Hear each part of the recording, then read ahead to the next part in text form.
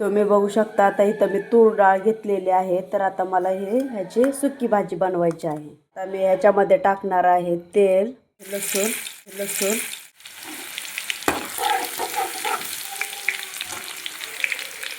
आता ह्याच्यामध्ये टाकायचं आहे आपल्याला कांदा. टाकणार आहे हळद, मीठ, तिखट. आता आपल्याला हे चांगलं मिक्स करून घ्यायचं आहे.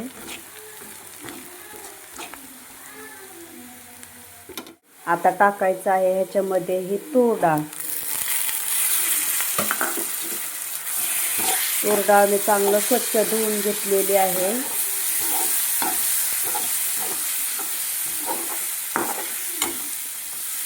आणि आता आपल्याला ह्याच्यामध्ये टाकायचं आहे शेंगदाण्याचं कूट.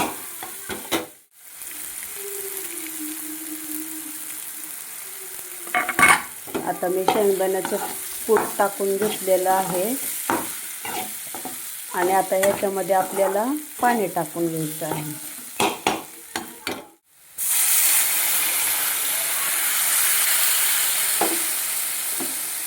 आता आपल्याला हे शिजवून द्यायचं आहे.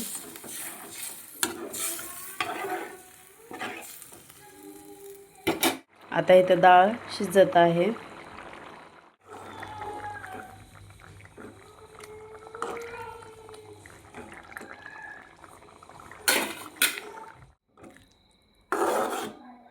आता इथं आपली डाळ शिजलेली आहे. आता आपली भाजी झाली आहे.